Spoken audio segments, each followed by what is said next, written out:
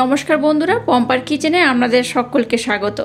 আজ আমি আপনাদের সাথে দারুণ মজাদার একটা দুধ পরোটার রেসিপি শেয়ার করব।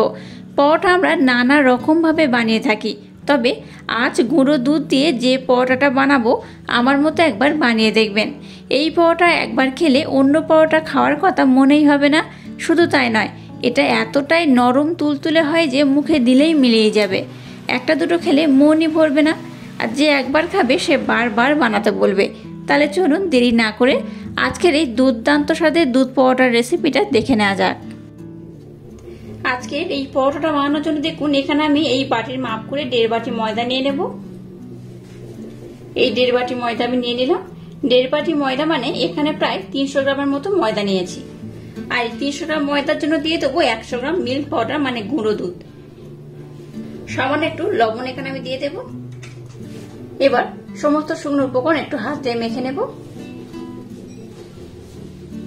এবার এখানে ময়ামের জন্য দিয়ে দেবো সাদা তেল। 2 চামচের মতো সাদা তেল আমি দিয়ে দিলাম। সাদা তেল দিয়ে এটাকে আমি খুব ভালোভাবে ময়াম দিয়ে দেব। প্রতিদিন একই রকম পরোটা লুচি খেতে কিন্তু ভালো লাগে না। যদি পরোটা কিংবা লুচির স্বাদ যদি একটু পাল্টানো যায় তাহলে কিন্তু দারুণ লাগে। তো আজকে আমি আপনাদের সাথে পরোটার যে রেসিপিটা শেয়ার করছি, আশা করছি আপনাদের ভীষণ ভালো লাগবে। এইভাবে একবার পরোটা বানিয়ে খেয়ে দেখবেন, অপূর্ব খেতে হয়। তো যাই হোক, এটাকে কিন্তু খুব ভালোভাবে ময়াম করতে হবে। সমস্ত দুধ আর ময়দার সাথে যেন তেলটা খুব ভালোভাবে মাখানো হয়, সেইভাবে কিন্তু এটাকে মাখাতে হবে।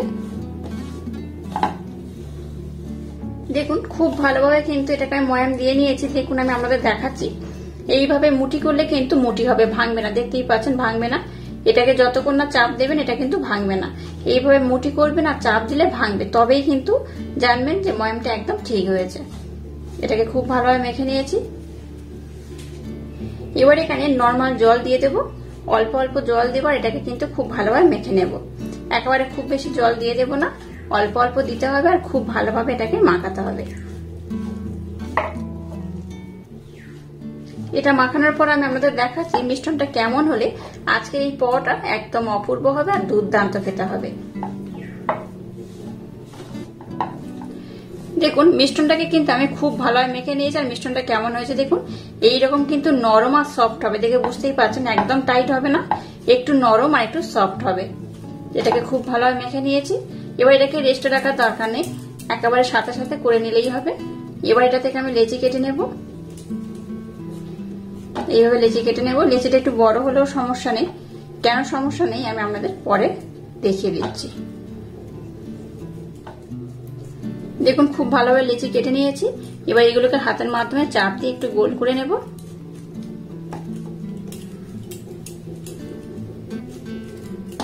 এবার দেখুন একটু আমি ময়দা নিয়ে নিয়েছি, একটু এইভাবে ছড়িয়ে নেব। আপনারা চাইলে কিন্তু তেল দিয়ে এটাকে বেলতে পারেন, তবে আমি ময়দা দিয়ে বেলবো।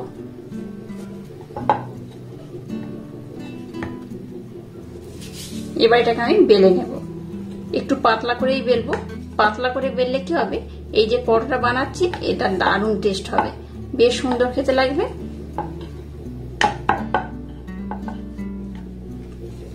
দেখুন খুব সুন্দর করে আমি বেলে নিয়েছি। আর এটা দেখুন একটু কিন্তু অসমান হয়েছে, একদম সমান হয়নি। এবার দেখুন এরকম একটা বড় আমি টিফিন বক্সের ঢাকা নিয়েছি। এই ঢাকনাটা দিয়ে এইভাবে আমি মাপ করে কেটে নেব। এইভাবে মাপ করে কাটলে কি হবে, এটা কিন্তু দেখতে খুব সুন্দর লাগবে। একদম সবগুলো একই মাপে হবে আর দেখতেও ভালো লাগবে।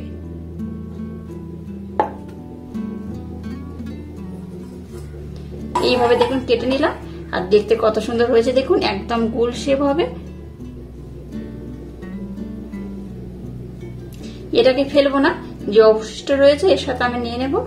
একসাথে এটাকে আমি আবারও বানিয়ে নেব। আর দেখুন কত সুন্দর হয়েছে, কতটা পাতলা বা মোটা হয়েছে আমি দেখিয়ে দিচ্ছি। দেখুন এই দেখুন, খুব মোটা নয়, একদম পাতলাই হয়েছে। দেখতেই পাচ্ছেন এরকম পাতলা করে বেললে এই পরোটাগুলো কিন্তু খেতে দারুণ লাগে। এটাকে আমি উঠিয়ে নিলাম। আবার একটু ময়দা আমি নিয়ে নেব। একইভাবে এটাকে আমি বেলে নেব। একইভাবে এটাকে আমি বেলে নিয়েছি। এটাকে এইভাবে আমি গোল করে কেটে নেব। আর এইভাবে দেখুন আমি সবগুলোকে কিন্তু একইভাবে বেলে নিয়েছি। এবার দেখুন গ্যাসটা জ্বেলে দিয়ে একটা ফ্রাই প্যান বসিয়ে দিয়েছি আর ফ্রাই প্যানটাকে কিন্তু খুব ভালোভাবে গরম করে নিয়েছি। এবার যেগুলো পরোটা শেপ দিয়ে বানিয়েছি সেটা একটার মধ্যে দিয়ে দেবো। এখানে কিন্তু প্রথমে কোনো রকম তেল দেবে না, তেল ছাড়া এটাকে দিতে হবে। গ্যাসের ফ্লেমটাকে একদম লো রেখে দুটো দিক কিন্তু একটু ভালোভাবে প্রথম বানিয়ে নিতে হবে। দেখুন, দেখে বুঝতেই পারছেন নিচের দিকটা কিন্তু খুব ভালোভাবে হয়ে যাচ্ছে। এই দেখুন, এবার এটাকে আমি অপর দিকটা উল্টে দেব। এই দেখুন, একদিকটা কিন্তু খুব ভালোভাবে হয়ে গেছে। খুব পাতলা করে বানালে কি হয়, এটা এইরকমই হয়, খুব সুন্দরভাবে হয়ে যায় আর খুব তাড়াতাড়ি হয়ে যায়, খেতেও ভালো লাগে, দেখতেও সুন্দর লাগে।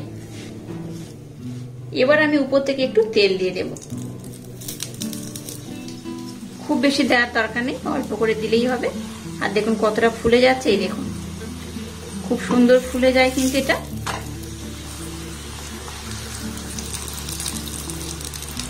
দেখলেন তো কত সুন্দর হয়েছে। এই দেখুন, এটা যেহেতু দুধের পরোটা, খুব পরোটাগুলো কিন্তু নরম হয়, এই একবার খাবে সে কিন্তু বারবার খাওয়ার জন্য বায়না করবে, অসম্ভব মজাদার হয়। আপনারা কিন্তু তেলটাকে একটু কম বেশি করে দিয়ে এটাকে বানাতে পারেন। আমি প্রথমটাতে একটু তেল বেশি দিলাম, এবার যেগুলো দেব তার মধ্যে কিন্তু খুব একটা বেশি তেলের প্রয়োজন হবে না। আচ্ছা, আপনারা চাইলে কিন্তু একটু কড়া করে এটাকে ভাজতে পারেন, আবার একটু নরম করেও ভাজতে পারেন। দেখুন কত সুন্দর একটা কালার এসছে। দেখুন, আমি কিন্তু এইভাবে ভাজবো, খুব বেশি লাল করবো না, এরকমই হবে। এটাকে খুব সুন্দর করে ভেজে নিয়েছি, এটাকে এবার আমি উঠিয়ে নিলাম।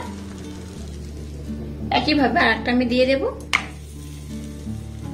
দেখুন, এটাকেও আমি একদিকটা খুব ভালোভাবে বানিয়ে নিয়েছি, এবার উল্টে দেব। আবার উপর থেকে আমি 1 চামচ তেল দিয়ে দেবো, একদম ছোট চামচের 1 চামচ, খুব বেশি আর দেওয়ার দরকার নেই।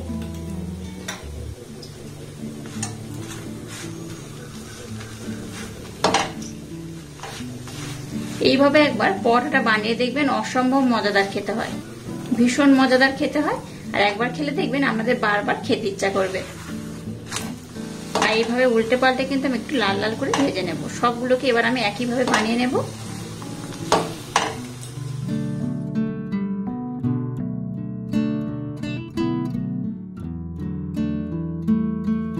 দেখুন, ময়দা আর দুধের পরোটাটাকে দেখুন আমি খুব সুন্দর করে রেডি করে নিয়েছি, আর কত সুন্দর হয়েছে দেখুন।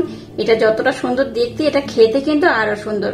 অবশ্য বাড়িতে আমার মতো একবার হলো ট্রাই করবেন, আশা করছি আপনাদের ভীষণ ভালো লাগবে। আর দেখুন কতটা নরম, কতটা সফট হয়েছে, কতটা তুলতুল হয়েছে। এই দেখুন, হাতের মধ্যে কিন্তু এইভাবে মুড়ে নেবেন, এটা এতটাও সুন্দর হয়। অবশ্য বাড়িতে আমার মতো একবার ট্রাই করবেন, আশা করছি আপনাদের ভীষণ ভালো লাগবে। আর একটা কেটে দেখাচ্ছি, দেখুন কতটা সুন্দর হয়েছে। এই দেখুন কতটা নরম, কতটা সুন্দর হয়েছে, আর কতগুলো লেয়ার হয়েছে দেখতেই পাচ্ছেন। এই দেখুন, অবশ্যই আমার মতো একবার ট্রাই করবেন। আর যদি আমার মতো বাড়িতে ট্রাই করেন, আমাকে কিন্তু কমেন্ট করতে ভুলবেন না আজকের এই পরোটার রেসিপি আপনাদের কেমন লাগলো। আর আজকের এই ইউনিক স্টাইলে দুধের পরোটার রেসিপি যদি আপনাদের ভালো লাগে, তাহলে চ্যানেলটাকে লাইক, শেয়ার, কমেন্ট এবং সাবস্ক্রাইব করবেন, আর পাশে থাকা বেল আইকনটা প্রেস করে দেবেন। তাহলে টাটা, আবার দেখা হচ্ছে নতুন কোনো রেসিপি নিয়ে।